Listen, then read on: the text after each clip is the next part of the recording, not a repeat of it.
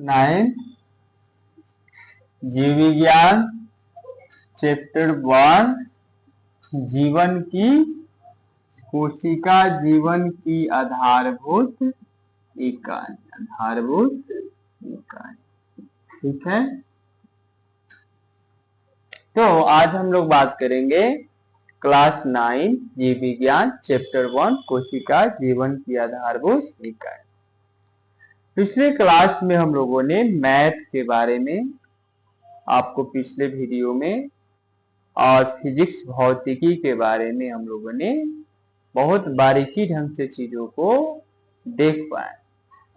अब हम लोग यहाँ जीव विज्ञान जो है, जिसको बायोलॉजी आप कहते हैं, ये भी विज्ञान का ही पार्ट्स है। पिछले क्लास में हमने भी चर्चा किया था पहले ये वीडियो में कि जो विषय आपके समक्ष आएंगे उस विषय वस्तु की समझ के बारे में, आखिर वो विषय वस्तु क्या है उसके बारे में पहले हम लोग चर्चा करेंगे।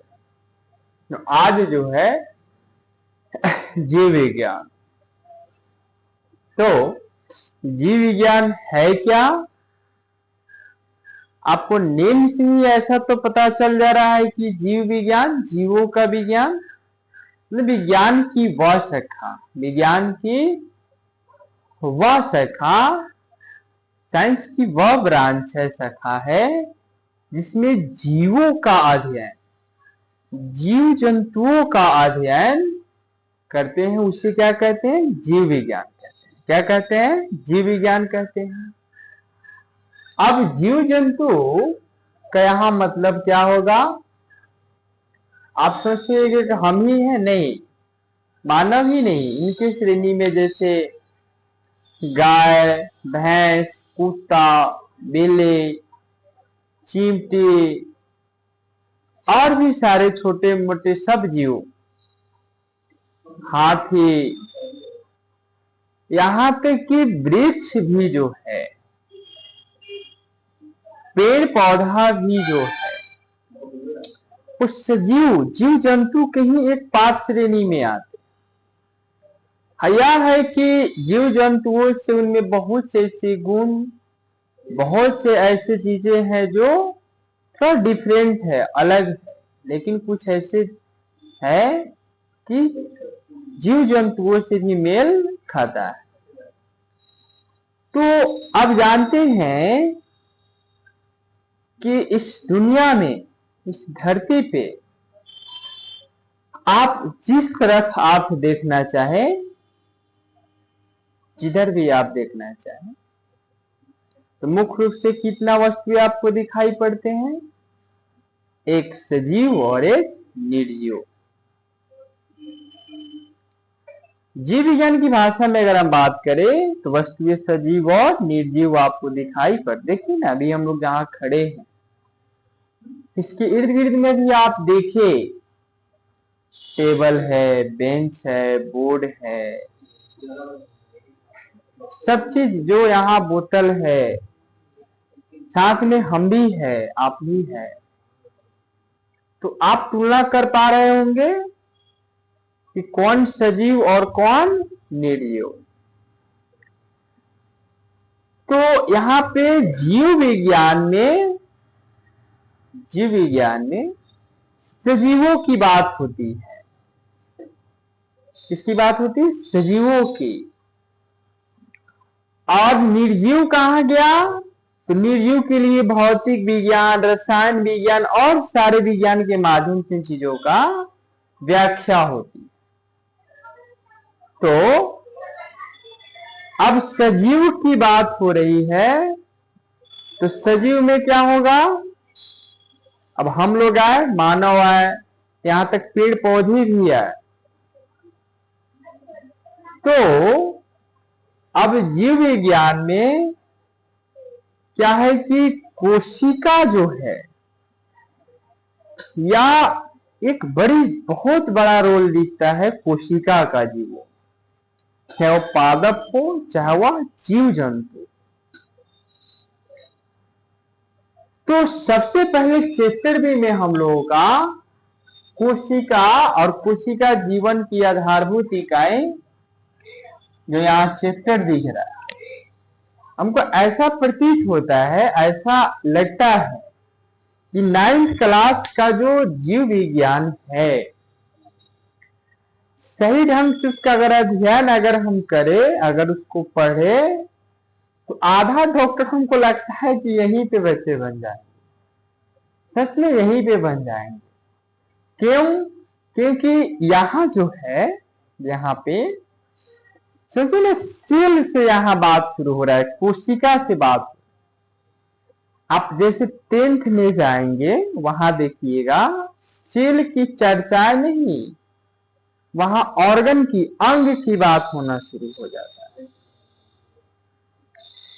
एक सिस्टम, तंत्र की बात पे सारी चर्चाएं होती है, पाचन तंत्र, श्वसन तंत्र, सर्जन तंत्र, एक तंत्र का, वहां सेल नहीं, जो कि सेल सबसे ज्यादा, सेल की अगर अध्ययन की पकड़ अगर बन जाता है, सेल के बारे में अगर आप जानकारी प्राप्त कर लेते हैं, समझिए कि बहुत सारे निचोड़ चीजों को आप प्राप्त किए। ऑर्गन को, अंग को पढ़ना, कैसे कैसे काम कर रहे हैं, कैसे कैसे क्या है, वो अलग बात। सेल के बारे में अध्ययन करना बहुत गहन चीज होता है। सेल के बारे में, टिश्यू के बारे में, जो कि 9th क्लास में आपको देखिए, कहते हैं ना कि 8th क्लास से जैसे पार करते हैं, 9th में जाते हैं, अधिकांश बच्चे को तो यह लगता है कि सामने क्या आया, 3 विज्ञान आया, फिजिक्स आया, केमिस्ट्री आया, बायोलॉजी आया, कैसे हो पाएगा चीजें इतना। बहुत बच्चे तो घबराहट में आ जाते हैं और यहीं पे आधा दम तोड़ लेते हैं 8 के बाद में कि पढ़ाई इतना भी है, इतना भी पढ़ना है। सोच के देखिए ना, इस चैप्टर में 15-16 ऐसे पेज पन्ना आपको दिखेंगे चैप्टर में। बच्चे तो उसको, चैप्टर को ऐसे करेंगे तो उसको लगता है कि इतना चीज पढ़ना है, इतना कौन, इतना आदमी पढ़ता है क्या? हाँ जी, आदमी ही पढ़ता है चीजों को, अभी तक कुछ नहीं है। इसके आगे जब हम लोग क्लास में बढ़ते हैं तो एक एक चैप्टर पर एक एक बुक जैसा तैयार हो जाता है। 11th की बात करें, 12th की बात करें, यूनिट पे एक बुक जैसे पार्ट्स बन जाते हैं। तो कोशिका की अगर हम बात करें, यहाँ पे सेल की बात करें, तो कोशिका को क्या कहता है कि कोशिका जीवन की संरचनात्मक एवं क्रियात्मक इकाई है। अब सोचिए ना, यहाँ क्या बोला है कि संरचनात्मक एवं क्रियात्मक। संरचना माने आप समझते हैं चीजों को, किस चीज की रचना की गई है, किसकी, जीव की रचना, किस से, कोशिका से, सेल से, सेल से रचना।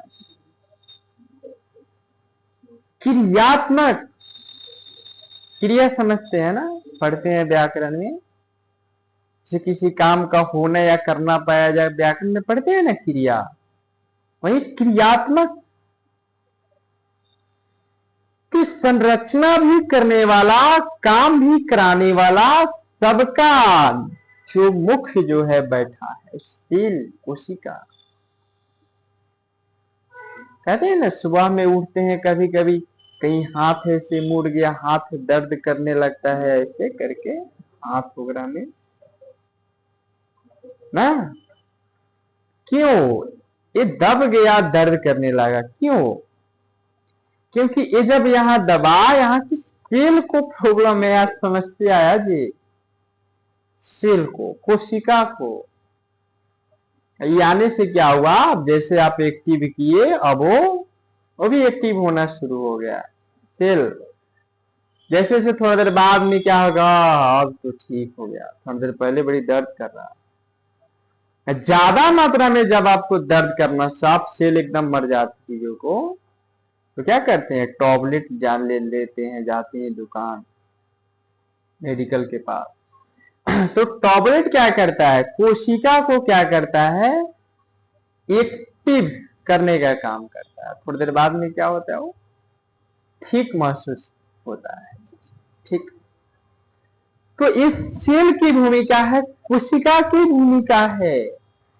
सोचिए कितनी बड़ी इसका रोल।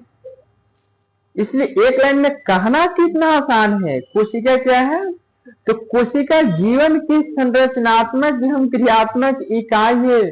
इस संरचनात्मक और क्रियात्मक समझ पा रहे हैं ना, इस बॉडी का निर्माण रचना सेल से ही, और यही सेल हर चीजों को, कार्यों को करने में सबसे ज्यादा रोल दे रहा है, भूमिका दे रहा है। तो इसलिए कोशिका का परिभाषा इस तरीके से परिभाषित किया गया है। ठीक है। अब जो है, अब ये जो कोशिका है, इसका वैरायटी भी, अलग अलग तरह की कोशिकाएं आपको देखने को मिलेगी, अलग अलग आकार की, अलग अलग प्रकार की, अलग अलग ढंग का।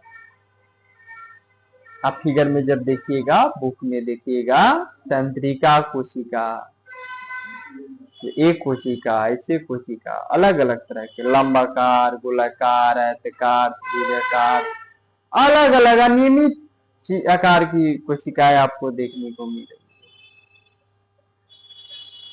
क्या बात है इसका कि बॉडी में अब आप सोचते हैं कि सेल एक ही जैसा, एक ही प्रकार नहीं, कई सारे प्रकार के, सबका काम ही अलग अलग तरीके का। आपको बता दे, पहला क्लास है इस चैप्टर का। एक सेल, जो कोशिका, जो नाम आप सुन पा रहे हैं ना, सुन पा रहे हैं, इसमें ऐसे ऐसे इतने सारे खंड है, पार्ट्स है।